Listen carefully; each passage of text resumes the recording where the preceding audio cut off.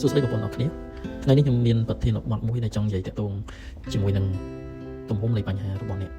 អញ្ចឹងដូចយើងរាល់ថ្ងៃយើងរស់នៅមិនថាយើងមានទូនាទីជាអ្វីជាប្រុសជាស្រីឬក៏យើងស្ថិតនៅក្នុងឋានៈជាអីទេគឺតែងតែជួបនៅបញ្ហាប៉ុន្តែអ្វីដែលសំខាន់នោះគឺយើងទាំងអស់គ្នាអត់បានវាស់វែងអត់បានកំណត់ច្បាស់ថាទំហំបញ្ហារបស់យើងនោះវាប៉ុណ្ណា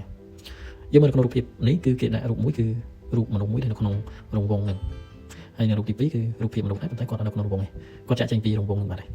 អញ្ចឹងរង្វង់ហ្នឹងគឺពេលដូចជាបញ្ហាហើយអ្នកនៅក្នុងរង្វង់ហ្នឹងគឺដូចជាយើងទាំងអស់គ្នាអញ្ចឹងពេលដែលយើងទាំងអស់គ្នានៅក្នុងរង្វង់ហ្នឹងគឺយើងមិនអាចដឹងពីទំហំនៃបញ្ហាបានទេប៉ុន្តែពេលដែលយើងចេញពីបញ្ហាយើងមើលបញ្ហាវិញយើងនឹងឃើញថាបញ្ហានេះវាមានទំហំมันជាធំណាស់ណាហើយมันជាហួសសមត្ថភាពយើងរបស់សេបានទេយើងមើលដូចមនុស្សយើងច្រើនណាស់ដោយសារយើងនៅក្នុងបញ្ហាដល់ពេលយើងនៅក្នុងបញ្ហាយើងមិនមានដំណោះស្រាយល្អទេអាចគិតខ្លីអាចបញ្ចប់ជីវិតខ្លួនឯងឬក៏ធ្វើអ្វីផ្សេងៗដែលធ្វើយើងបាត់បង់គ្រប់យ៉ាងដែលជារបស់ខ្លួនឯងប៉ុន្តែបើសិនជាបងប្អូនអរគ្នាចាក់ចេញពីបញ្ហាហ្នឹងហើយបងប្អូនមើលទៅវាវិញហើយមិនបាច់ថាយើងត្រូវគិតជាមួយវាឲ្យខ្លាំងណាស់ណាទេប៉ុន្តែសូមឲ្យបងប្អូនអរគ្នាចេញពីបញ្ហាមកយើងមើលវាពេលដែលយើងមើលវាវិញបញ្ហានេះវាទៅជាទំហំតូចយើងអាចរួចទីអត់ស្អីបានតែបើយើងស្ថិតនៅក្នុងបញ្ហាយើងអត់មានការសិក្សាស្វែងយល់ឲ្យបានច្បាស់លាស់ពីបញ្ហាពីឫសគល់នៃបញ្ហាទេយើងរំលែងតែมันអាចចេញពីបញ្ហានេះបានហើយគ្មានដំណោះស្រាយពីបញ្ហានេះទេអញ្ចឹងបងប្អូនអរគ្នាត្រូវយល់បញ្ហាច្បាស់តែបញ្ហានេះវាជាអ្វីហើយវាមានប្រភពមកពីណាហើយបងប្អូនត្រូវដោះស្រាយបញ្ហានេះដោយរបៀបណាអញ្ចឹងទាំងនេះវាជាចំណុចសំខាន់មែនទែនសម្រាប់បងប្អូនអរគ្នាខ្ញុំឃើញបងប្អូនមួយចំនួនដែលគាត់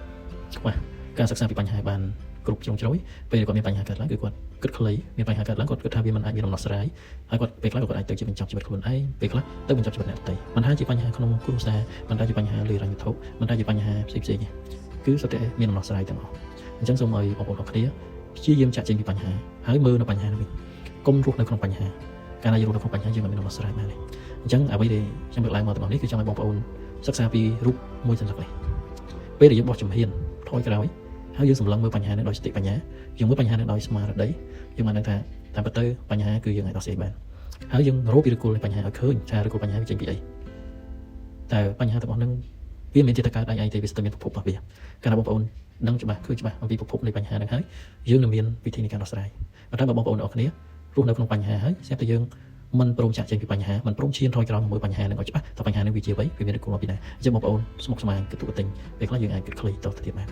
រឿងអ្វីក៏ដោយលើโลกនេះវាស្ទើរមានដំណោះស្រាយមិនថាជារឿងអ្វីទោះតែបងប្អូនមានបញ្ហាលើរញ្ញវត្ថុអញ្ចឹងបងប្អូនត្រូវគិតមើលពិចារណាមើលថាតើមូលហេតុអីបានបងប្អូនមានបញ្ហាលើរញ្ញវត្ថុតើយើងគួរដោះស្រាយដោយរបៀបណាចំណុចទាំងអស់នេះគឺសំខាន់មែនទែនឬក៏បញ្ហាលើស្នេហាជាដើមពេលខ្លះយើងគិតថាអត់ម្នាក់ហ្នឹងយើងរស់បានទេអញ្ចឹងណាប៉ុន្តែដល់ពេលបងប្អូនឈានថយក្រោយមួយជំហានហើយយើងពិនិត្យមើលថាតើ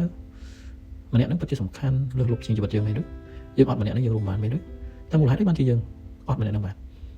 មកពីយើងគិតថាម្នាក់ហ្នឹងគឺអស្ចារ្យម្នាក់ហ្នឹងគឺពិសេសសម្រាប់យើងប៉ុន្តែបើយើងគិតជាជំរឿទៅ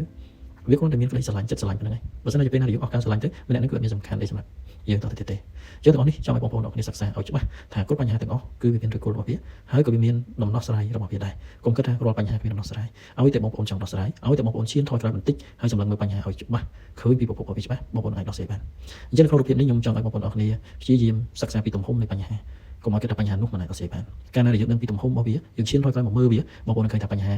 គឺមានដំណោះស្រាយជីវិតគាត់បាទសូមអរគុណសង្ឃឹមថាបងប្អូនអរគ្នានឹងបានទទួលចំណេះដឹងទាំងអស់នេះហើយយើងនឹងមិនរស់នៅក្នុងបញ្ហាទេគឺយើងចាក់ចេញពីបញ្ហាហើយមើលបញ្ហាដោយសតិស្មារតីអរគុណបងប្អូនអរគ្នា